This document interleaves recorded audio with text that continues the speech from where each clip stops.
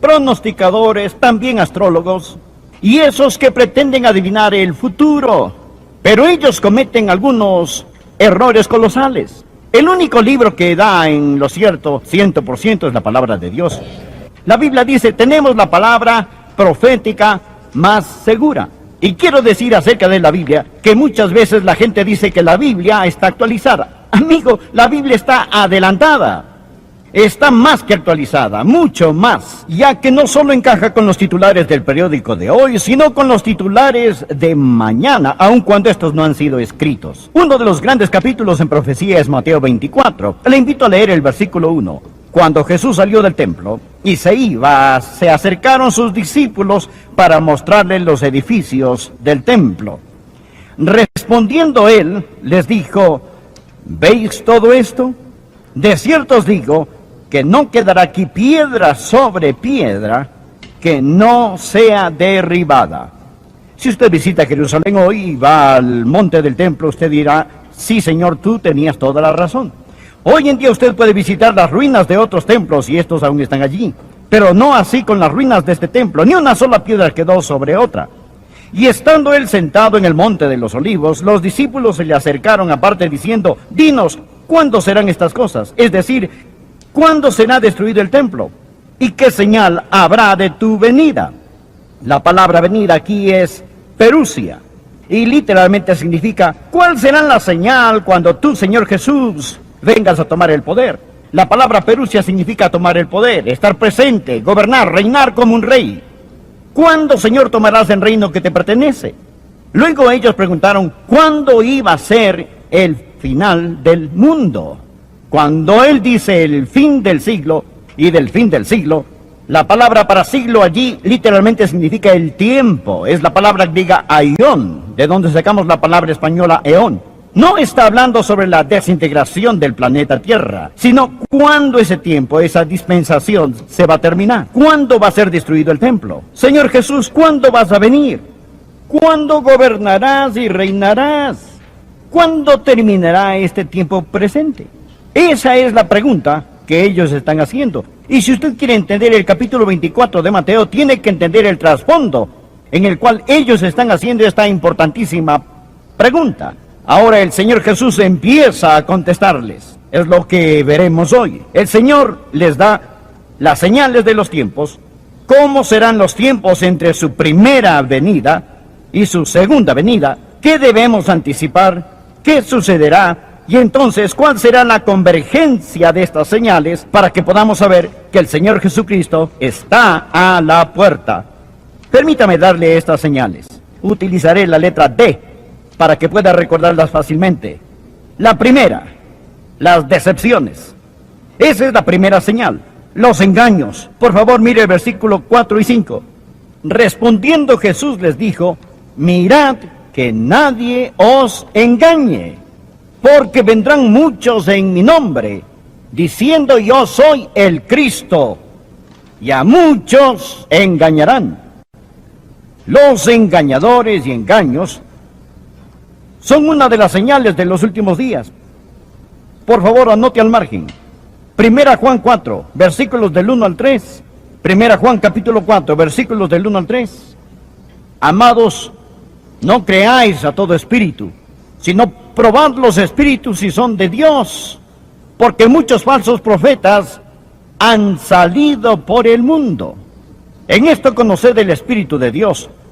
Todo espíritu que confiesa que Jesucristo ha venido en carne es de Dios. Es decir, no busquen a otro Mesías, no busquen a otro Cristo. El Señor Jesucristo ya vino en la carne. Ese es el Espíritu de Dios. Ahora, continuemos con el versículo 3. Y todo espíritu que no confiese que Jesucristo ha venido en carne, no es de Dios. Y este es el espíritu del anticristo, el cual vosotros habéis oído que viene y que ahora ya está en el mundo. Ya está en el mundo. Es decir, ya existen muchos anticristos en el mundo hoy. Como lo hemos visto antes, un anticristo quiere decir alguien que viene en contra de Cristo y en lugar de Cristo. El prefijo anti, A-N-T-I, significa en lugar de y en contra de. Significa las dos cosas al mismo tiempo. ¿Se ha cumplido esta profecía? ¿Se está cumpliendo? Bien se nos dice que en nuestra generación, muchos de los que tenemos por lo menos 50 años, no todos, pero muchos, en los últimos 50 años, no menos de 1,100 personas realmente importantes han declarado ser Cristo. En los últimos 50 años han declarado ser el Cristo y el Salvador del mundo. Es algo asombroso lo que la gente llega a creer. Algunos creerán que hay una nave espacial en la cola del cometa Hale-Bopp, y si se suicidan podrán seguir a su falso Mesías a un supuesto cielo glorioso. Es asombroso lo que la gente llega a creer. Pero Jesús dijo que estos días están marcados por engaños y falsos cristos. Y la Biblia dice que no debemos creer a todo espíritu. Es por eso que debemos saturarnos de la verdad revelada en la palabra de Dios. Ahora, bien, señal número 2. Señal número 2. No solo decepciones, señal número 1, pero divisiones. Las divisiones, señal número 2. Mire los versículos 6 y 7, por favor. Y oiréis de guerras y rumores de guerras. Mirad que no os turbéis, porque es necesario que todo esto acontezca, pero aún no es el fin. Porque se levantarán nación contra nación y reino contra reino. Hagamos una pausa. Hablemos sobre las divisiones. Es decir, las personas a través de los siglos nunca resolverán el problema de la guerra. Mas supongamos que viviésemos en un mundo donde no hay más guerras. Eso demostraría que Jesús era un profeta falso. Pero hemos estado plagados por problemas y por guerras. Y al acercarnos al final de los últimos tiempos, vemos más y más guerras en número e intensidad. Déjeme decirle que desde la Primera Guerra Mundial hasta el presente, ha habido por lo menos una guerra todos los meses. Ha habido un intento, desde la Primera Guerra Mundial, un promedio de uno mensual, un intento por derrocar el gobierno de algún país, ya sea por guerra, o por terrorismo, o por cambio político, económico, racial o religioso. Nuestro mundo está en un estado de enemistad. Piense sobre lo que está pasando en nuestro mundo de hoy. ¿Sabe usted que en los 6,000 años de historia humana, se estima que por lo menos 600 millones de personas han muerto en guerras en 6,000 años? En guerras. Ahora escúcheme. La mitad de ellas murieron a partir de los años 1900. Desde 1900, tantos como murieron en la guerra, por lo menos la mitad del total de los que han muerto es igual a la misma cantidad que murió en todos los 6,000 años de historia humana. Vemos lo que sucede en el mundo hoy. El terrorismo se expande, los secuestros de aviones, los bombardeos, los asesinatos, los sabotajes, por todo lado. Hoy cuando pasamos por el aeropuerto nos revisan corporalmente. Tenemos que sacar todo lo que llevamos en nuestros bolsillos solo para atravesar ese magnómetro que ve si estamos portando algún contrabando en particular. Hemos visto lo que ha pasado recientemente en los Balcanes, lo que está pasando en Zaire. Ahora, vemos lo que está pasando en este mismo momento en la ciudad santa, en Jerusalén.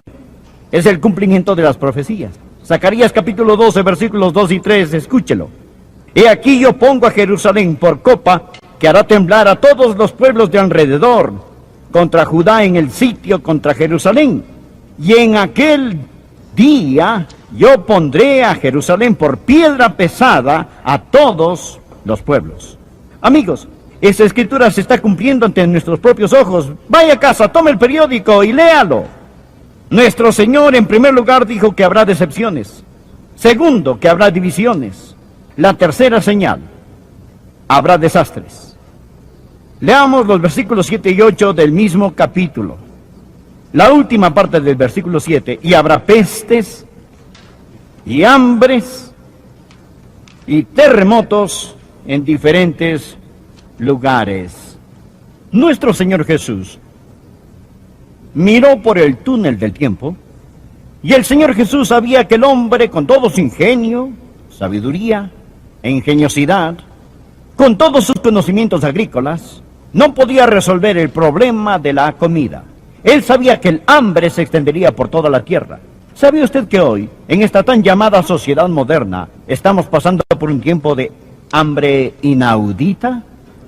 Debido a dos razones. La primera es la agricultura en sí misma. Hemos violado los terrenos.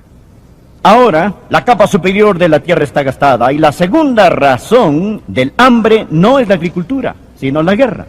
Jesús nos acaba de hablar sobre las guerras. E incluso en los lugares donde tenemos comida, no podemos hacer llegar estos comestibles a las personas debido a las divisiones en esos países, lo que empeora el problema.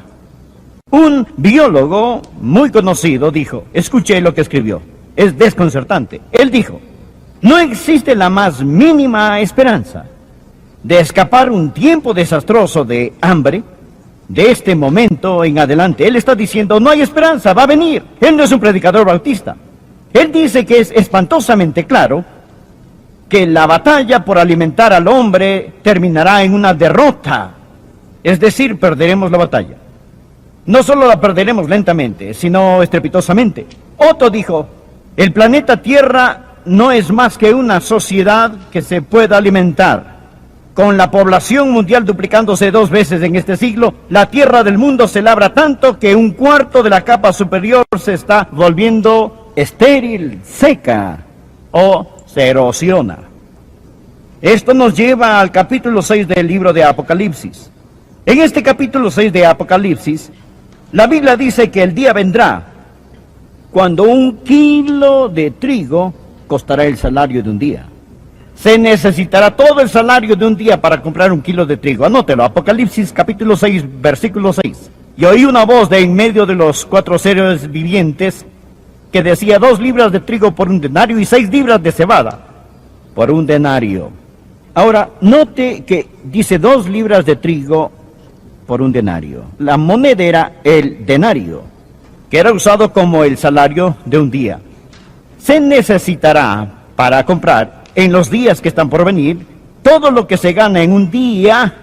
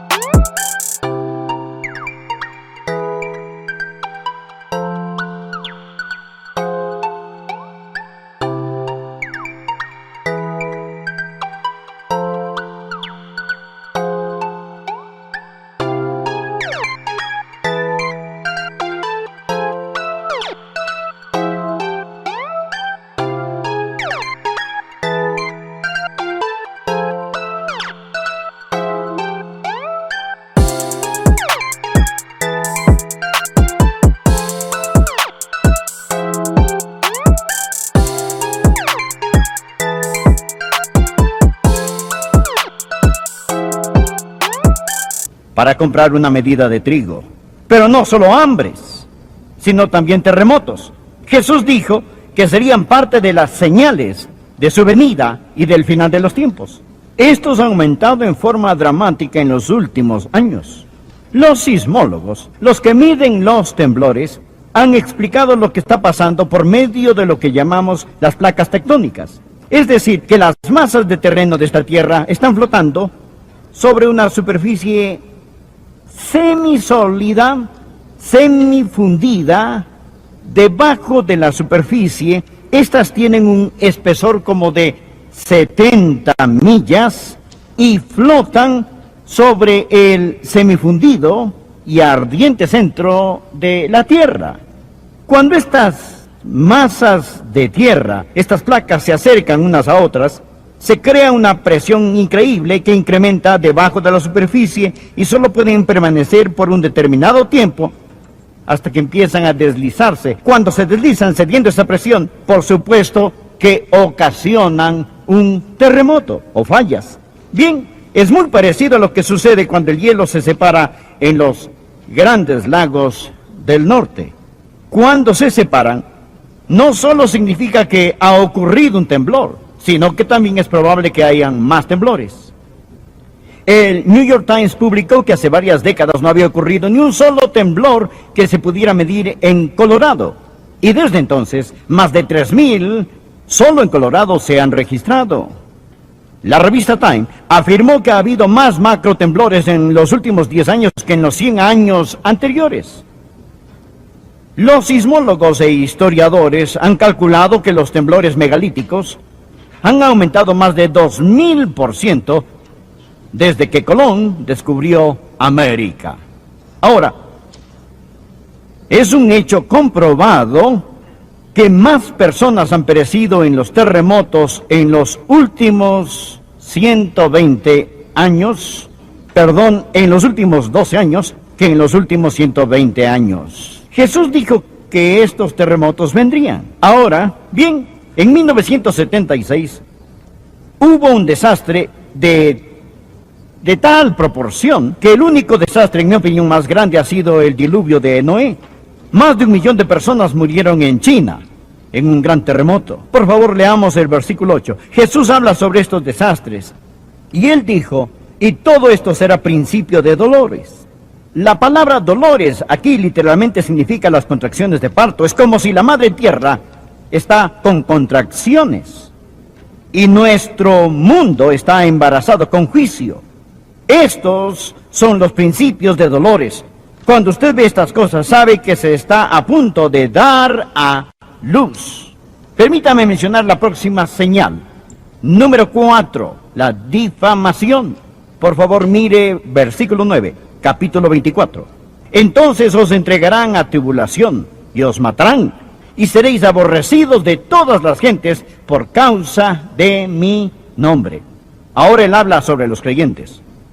Aquellos que creen en el Señor Jesús, vamos a ser difamados. ¿Sabía que este mundo tiene lugar para casi toda religión excepto la de nuestro Señor y Salvador Jesucristo? La persecución va a concentrarse en el nombre de Jesús. Al mundo no le molesta la religión, pero Jesús les ofende. Porque Jesús dijo, yo soy el camino, la verdad y la vida. Nadie viene al Padre sino por mí. Bien, ¿sabía que más creyentes han muerto por su fe? Escúcheme, en este siglo que en todos los otros siglos desde el principio de nuestra era, más creyentes han muerto.